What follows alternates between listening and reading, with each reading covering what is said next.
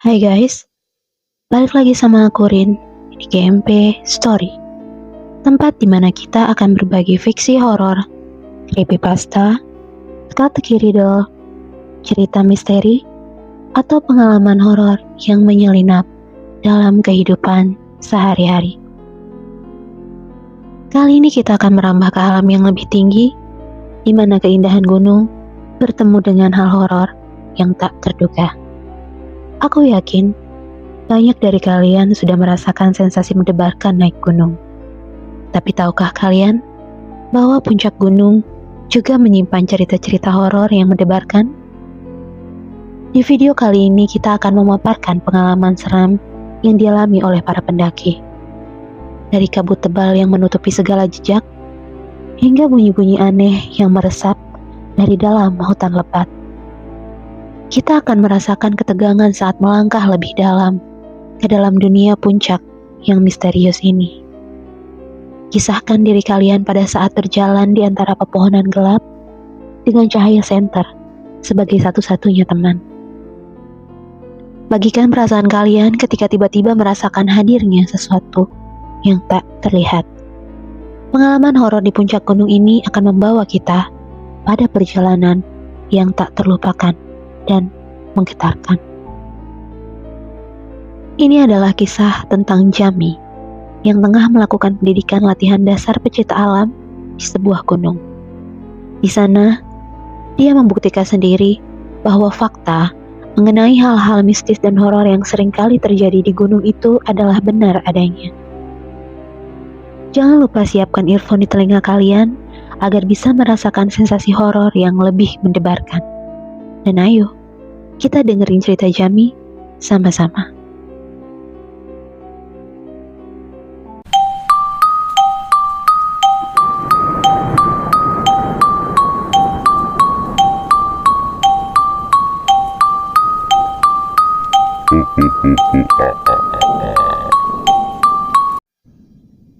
Halo semuanya, aku Jami. Kali ini, aku akan bagikan pengalaman aku sebagai salah satu peserta latihan dasar pencinta alam di Gunung Gede, Pangrango. Waktu itu, aku masih SMA, tepatnya kelas 1, semester 1. Seperti halnya semua murid baru, pasti kami akan memilih salah satu ekstrakurikuler atau yang biasa kita sebut eskul. Dan aku memilih eskul pecinta alam. Dan seperti biasanya, sebelum resmi menjadi anggota, biasanya beberapa eskul mengadakan orientasi atau masa perkenalan anggota baru. Di eskul pencinta alam ini kami menyebutnya dengan pendidikan latihan dasar pencinta alam. Aku lupa berapa jumlah peserta yang ikut pada saat itu. Yang pasti jumlahnya cukup banyak. Terdiri dari beberapa senior dan junior laki-laki dan juga perempuan. Singkat cerita, kami semua sampai di lokasi pertama yaitu Gunung Putri sekitar jam 1 atau jam 2 malam. Karena kita sampai di sana udah malam banget, bahkan hampir pagi, jadi kita memilih untuk istirahat dan bermalam di sana. Terlebih lagi, karena pos pendaftaran itu baru bukanya pagi, jadi gak ada yang bisa kita lakuin selain tidur dan nyiapin badan supaya fit buat mendaki besok. Besoknya, semua benar-benar berjalan sesuai rencana. Mulai dari rencana kita untuk daftar pagi, terus kita mulai mendaki dan melakukan beberapa kegiatan juga di sana. Ketika hari udah mulai beranjak gelap atau lebih tepatnya sebentar lagi malam, tim kami mutusin buat bermalam di salah satu pos.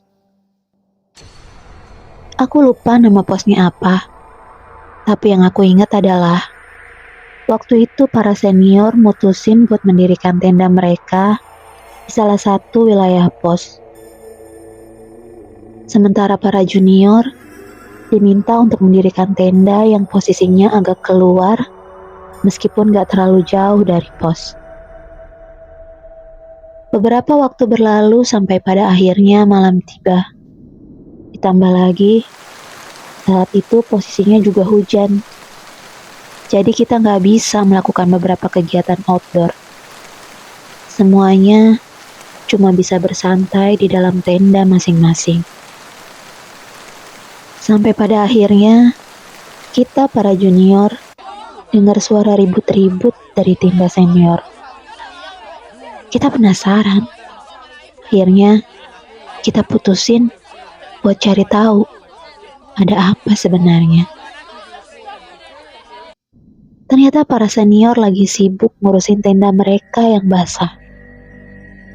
Tapi aku juga dengar kasak-kusuk kalau beberapa di antara mereka saling bertanya satu sama lain. Dan iya, kalau aku ada di posisi mereka, aku juga pasti bakalan mikirin hal yang sama. Tadi kalian ingat kan, waktu aku cerita kalau tenda senior posisinya ada di dalam pos? Di dalam pos itu ada semacam atap yang menutupi tenda mereka. Jadi, besar kemungkinan, kalaupun basah karena hujan, itu nyaris mustahil.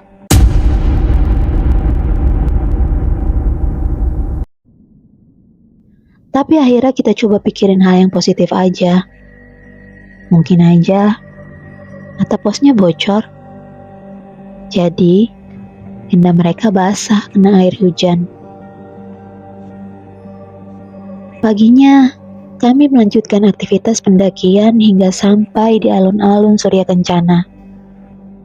Di sana, kami melakukan beberapa aktivitas pendidikan lainnya sebentar, terus lanjut lagi mendaki sampai ke puncak. Karena lagi-lagi ini adalah acara orientasi atau pendidikan latihan dasar, jadi kita nggak bisa bebas beraktivitas. Ada sih sedikit waktu buat kita foto-foto, santai sebentar sambil menikmati keindahan puncak gunung. Tapi itu nggak lama. Kita masih harus siap-siap lagi untuk turun supaya bisa sampai di pos tujuan tepat pada waktunya. Sorenya kita udah sampai di pos kandang badak dan mulai mendirikan tenda masing-masing di sana. Beberapa dari kami punya tugas tersendiri. Ada yang bertugas mendirikan tenda, ada juga yang bertugas masak untuk makan malam dan lain sebagainya. Kebetulan saat itu yang bertugas masak nasi salah satu di timku. Sebut aja namanya Ucup. Jadi Ucup ini gak tahu deh. Dia beneran gak tahu caranya masak, atau emang dia mau berimprovisasi biar nasinya cepet mateng, atau mungkin dia pikir rasanya bisa lebih enak kali ya. Gak ngerti deh.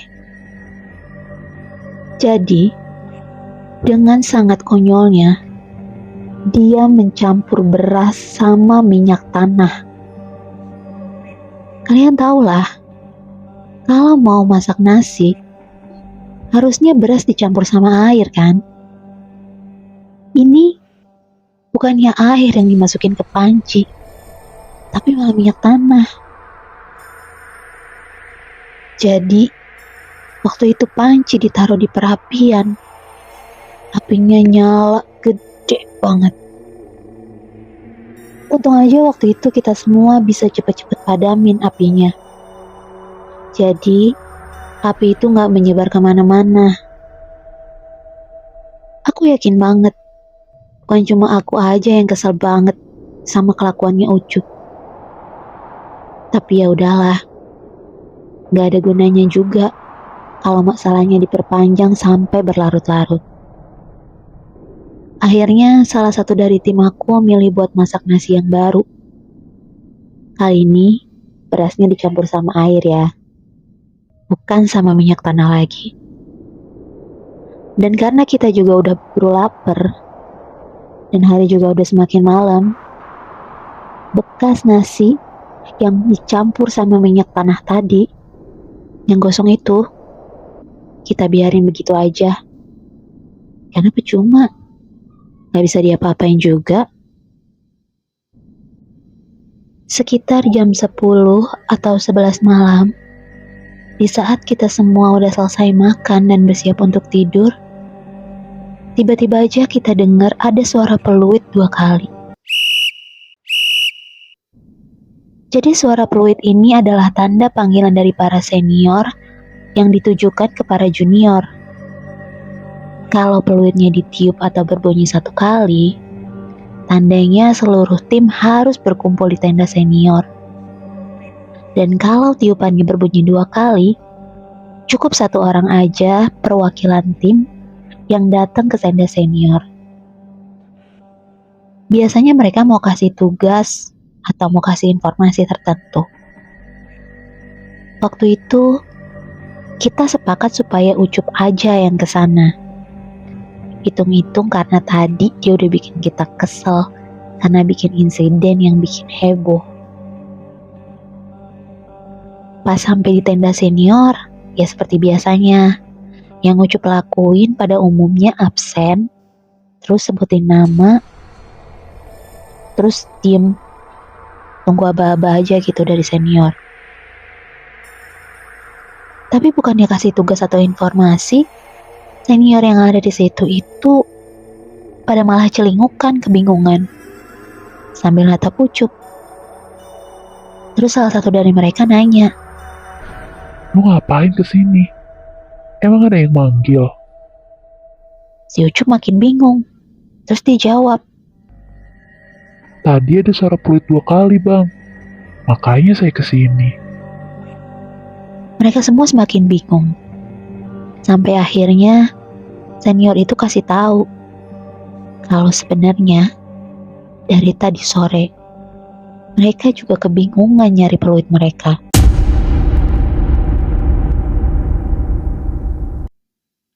Dengan kata lain, mereka udah kehilangan peluit itu sejak sore.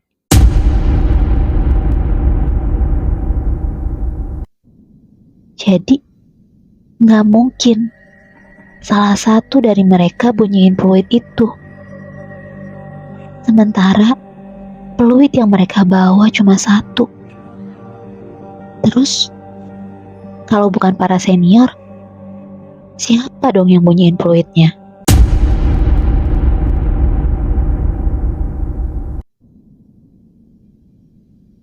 Akhirnya Ucup disuruh balik ke tenda. Dan disitulah Ucup ceritain semuanya ke kita. Tapi lagi-lagi kita gak mau mikirin hal yang aneh. Jadi kita mikirnya mungkin aja ada tim pecinta alam lain yang kebetulan menggunakan peluit juga sebagai simbol seperti tim kami pada saat itu. Berhubung hari udah makin malam, sementara besok kita masih harus melakukan beberapa kegiatan lagi, jadilah kita semua mutusin untuk tidur. Tapi beberapa menit kemudian, tiba-tiba aja kedengaran suara cekikikan dari luar tenda.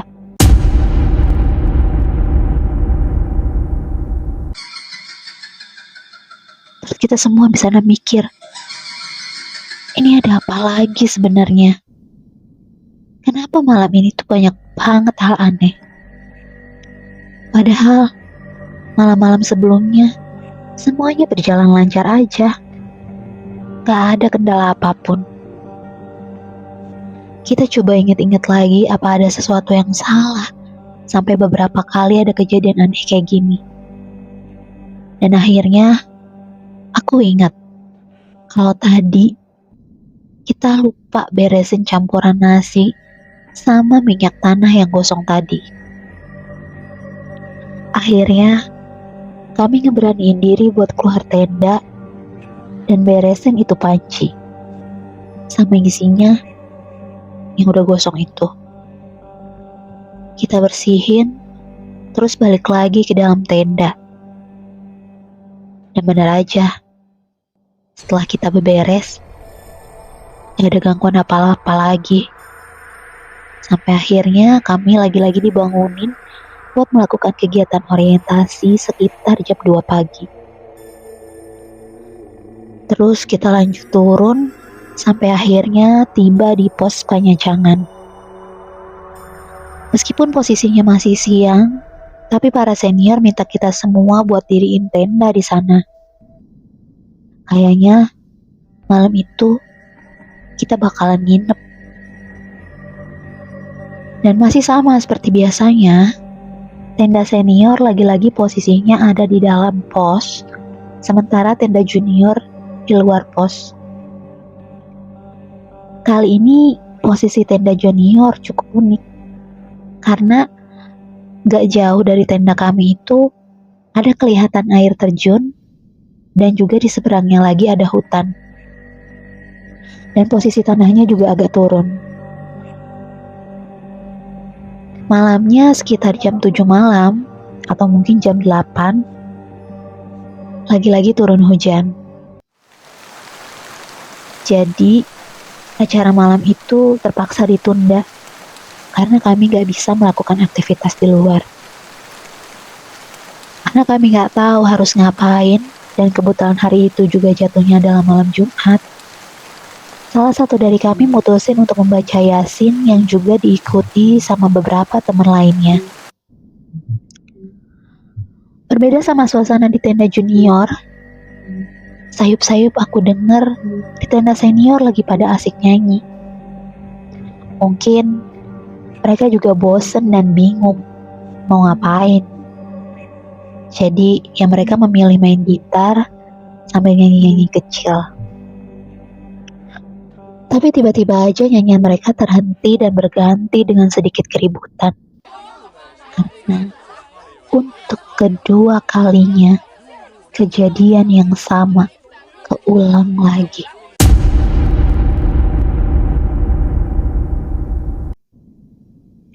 Kali ini tenda mereka bukan basah lagi, tapi banjir.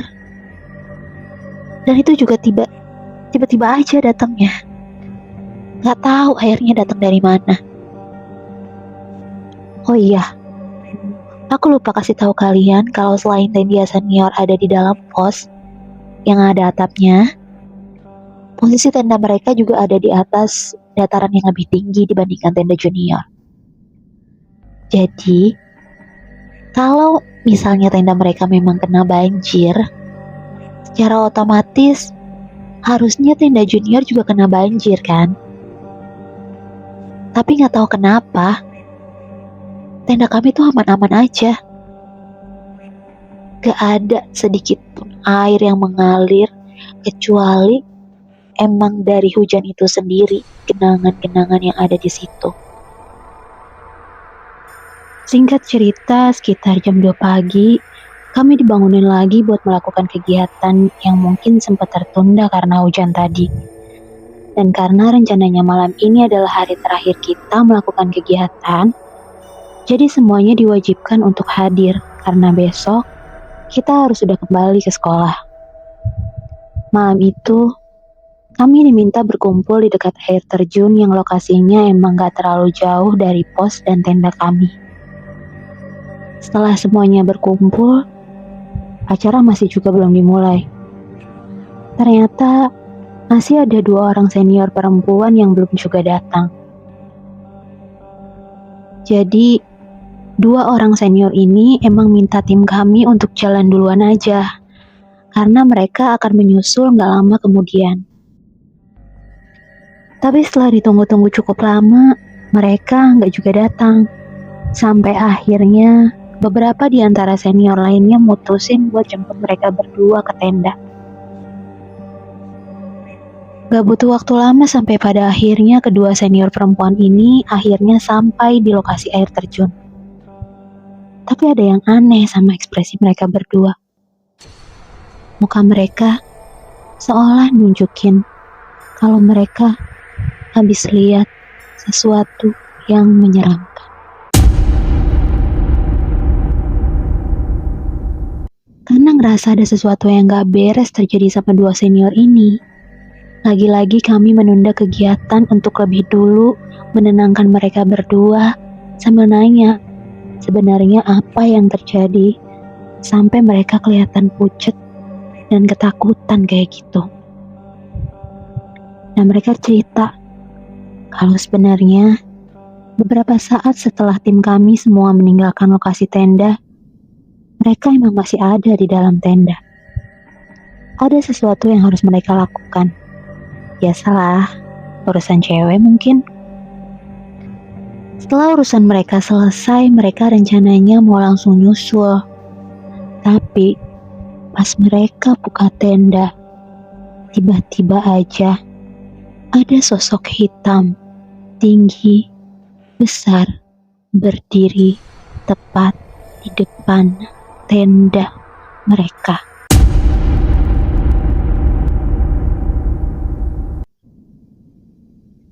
Detik itu juga mereka balik lagi buat nutup tendanya dan gak berani buat keluar, apalagi nyusul kami kalau kasih air terjun. Sampai pada akhirnya ada yang datang buat jemput mereka. Jujur aku juga cukup merinding dengar cerita barusan. Tambah lagi aku juga ingat kalau ini malam Jumat. Jadi ya biasanya emang makhluk-makhluk kayak gitu lebih sering menampakkan diri di waktu-waktu kayak gini kan. Tapi aku bersyukur karena akhirnya kegiatan tetap bisa selesai tanpa ada hambatan apa-apa lagi. Dan kita bisa bersiap buat lanjut turun gunung besok paginya. Besoknya, sesuai dengan planning, kita mulai turun gunung. Lanjut pelantikan, dan dinyatakan resmi sebagai anggota pecinta alam. Waktu itu posisi kami udah sampai di Cibodas dan udah siap untuk pulang. Tapi ternyata, beberapa saat sebelum kami pulang, kami berpapasan sama pendaki lain yang membawa salah satu anggota timnya dengan menggunakan tanduk. Kita masih mencoba berpikiran positif, termasuk aku. Aku juga yakin, sebagian dari kami mengira kalau korban yang ada di tanduk itu kemungkinan besar cuma sakit atau terluka karena kecelakaan selama pendakian. Tapi, tepat di saat tanduk yang membawa korban itu lewat di depan aku, yang aku lihat adalah seseorang dengan mata melotot sambil komat kamit dan sesekali berteriak kesakitan.